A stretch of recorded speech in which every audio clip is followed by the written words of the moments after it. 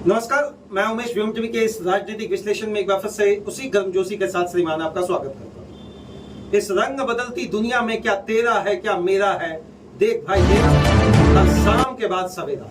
किसी भी राजनीतिक पार्टी का श्रीमान ग्राफ कभी ऊपर जाता है, कभी नीचे आता है, कभी नीचे जाता है, कभी बहुत ऊपर जाता है, कभी मध्य स्थिति में रहता है। लेकिन झारखंड की नई नवेली पार्टी जेल के अंतर्गत क्या है, क्या अंदरूनी मामला श्रीमान, इसका हमेशा एक ऐसे तापमान के घेराबंदी में रहता है जहां कोई ना कोई भैया ऐसा करवट ले लेता है कि जो पार्टी को भीतर खाने मजबूती मिला हुआ हो वो भैया फिर वहीं बैकफुट में आ जाता है। वो कहते हैं ना कि आप काजू का पेड़ लगा दीजिए और 2-4 दिन उसमें पानी दीजिए, फिर शाम को हिला दीजिए, फिर 10-20 दिन पानी दीजिए, फिर शाम को हिला दीजिए, तो भैया पेड़ ना तो मजबूत होगा ना उसमें संगठन का बहुत सिस्टम चीज विस्तार दिखेगा। अभी यही राजनीतिक स्तर पर जेल के पार्टी के साथ श्रीमान एक बहुत बड़ा आरोप लगा।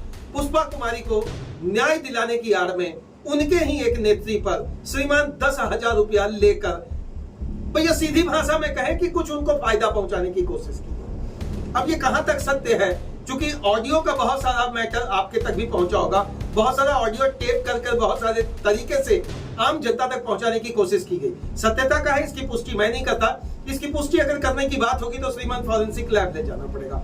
चलिए उतना दूर नहीं जाना है भैया, लेकिन इतना तय है कि पार्टी के अंतर्गत कुछ लोग तो ऐसा जरूर हैं, या पार्टी के अंतर्गत कुछ तो ऐसा जरूर चल रहा है जहां तापमान हमेशा बिगड़ा हुआ रहता है। अब ये तापमान का मतलब क्या है?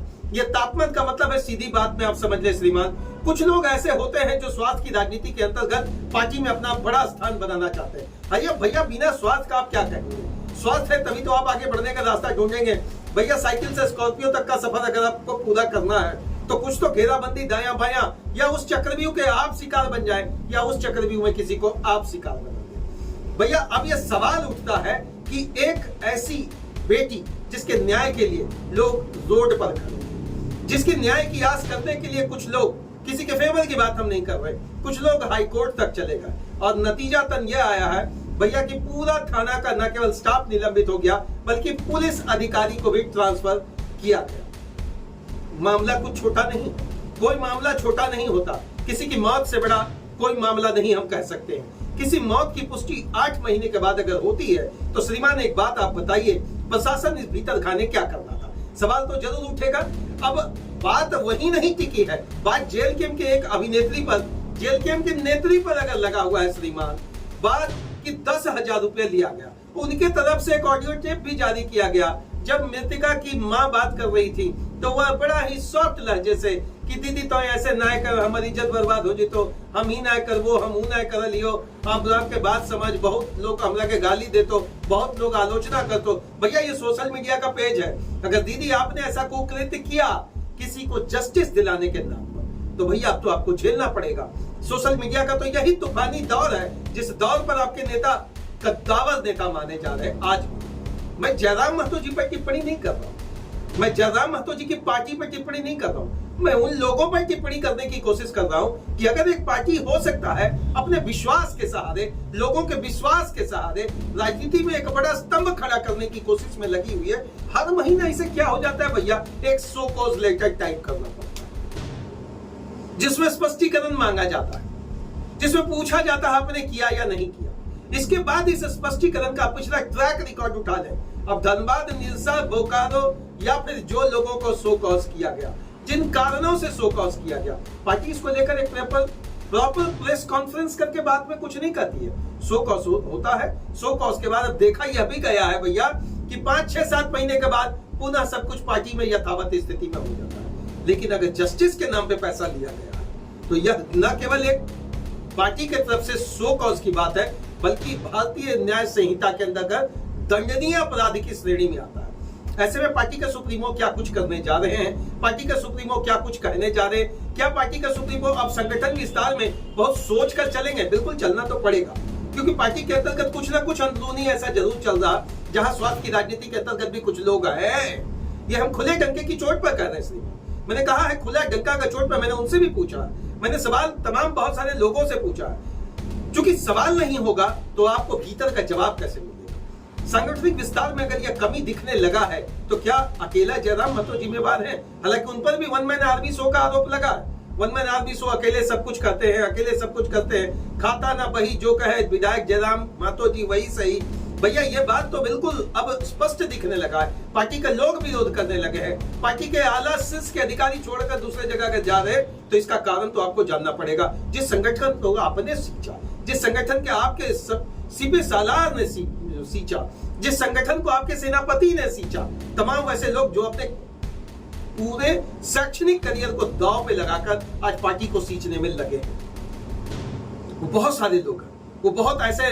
मैंने व्योम टीवी के पेज पर हमने बताया था कि जयराम जी के 9 रतन, क्या ये रतन तक ही पार्टी सीमित हो जाएगी या पार्टी का विस्तारीकरण में जो निचले पायदान के लोगों को जोड़ा जाता है वह राजनीति करने उतरे, वह जीत का माला पहनने उतरे हैं, या ऐसा बात रखना चाहते हैं जिस बात के सहारे आप आम जनता का विश्वास जीतकर उनको दिल का धड़कन में बस बिठा लीजिए, या आप उनके दिल के धड़कन में बैठ जाइए। कुछ तो मजबूरियां रही होगी, कोई यूं ही बेवफा नहीं होता।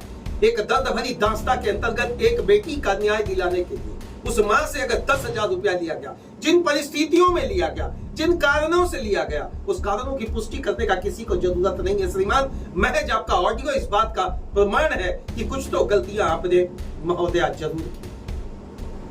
अब देखना है पार्टी केवल 100 कॉज तक रखती है या इस सांगठनिक मजबूती के अंतर्गत ऐसे लोगों को कैसे चुनकर निकालती है। हमने तो कहा है श्रीमान, हम तो सवाल करेंगे, मानिए आप मिले तो आपसे करेंगे, नहीं तो आपके केंद्रीय प्रवक्ता या फिर आपके केंद्रीय महासचिव से तो जरूर पूछेंगे।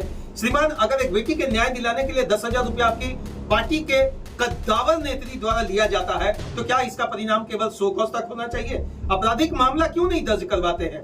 क्या आपको लगता है किसी प्रकार का ऐसा डर कि पार्टी के अंतर्गत सांगठनिक कमजोरी दिखेगा क्या?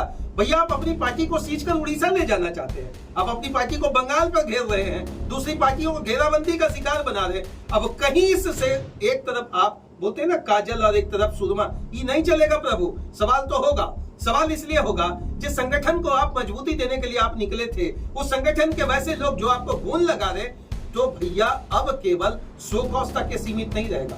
माननीय, आप बहुत लोगों पर छींटाकशी किए, कोई बात नहीं, हम लोगों ने भी आपको बहुत लंबे अरसे से आपके बाइट्स को चलाया है, इसमें हमारी कोई पर्सनल कोई इंटरेस्ट नहीं है। आप जनता के दिल का धड़कन में थे, आप जनता की बात उठाते थे और जमीनी स्तर के मुद्दों पर आप भटकते नहीं थे, बल्कि लगता था कि अब आप कुछ करेंगे। लेकिन आने वाले समय में क्या कुछ होगा वो तो बात की बात है, लेकिन न्याय दिलाने के नाम पर अगर आपकी अभिनेत्री के द्वारा ऐसे पिछला बहुत पैसे का आरोप इस पार्टी के लोगों पर लगा, लेकिन 100 कॉज होने के बाद कोई प्रेस कॉन्फ्रेंस करके ये बात बताया नहीं जाता है कि आखिर उन पर कितना दिन का 100 कॉज के बाद आप एक्शन लें।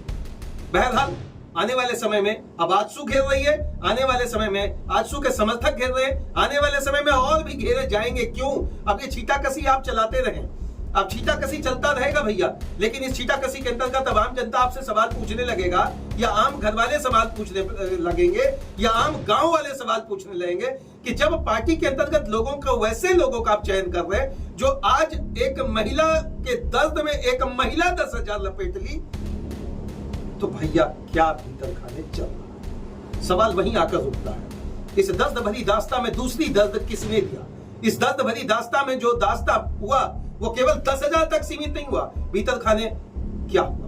आजसू के तरफ से बहुत बड़े बड़े दिग्गज नेता और नेत्री इस बात को कर रहे, हम लोग हाई कोर्ट लेकर चले गए और इसका परिणाम आप देख रहे हैं। हम इस बात तक भी भैया संतुष्ट नहीं है, संतुष्ट है कि पुष्पा कुमारी को न्याय कब मिलेगा, और इसी न्याय की आस में एक बहुत बड़ा राजनीतिक प्रवास कुछ लोगों का हो सकता है जेल के तरफ से हो जाए, क्योंकि पार्टी संजीदा तरीके से इस बात को सोच रही है और आपके तक आने वाले समय में पहुंचाने की कोशिश करेंगे। तब तक के लिए आप स्वस्थ रहें, मस्त रहें, झारखंडी जोहार। और एक ही निवेदन भैया, अगर आपकी पार्टी बहुत बेहतर समाज पे काम कर रही है तो हर महीने कम से कम 1 या 2 लोगों पर यह पैसे वाली उगाही का आरोप क्यों लग जाता है? जय हिंद।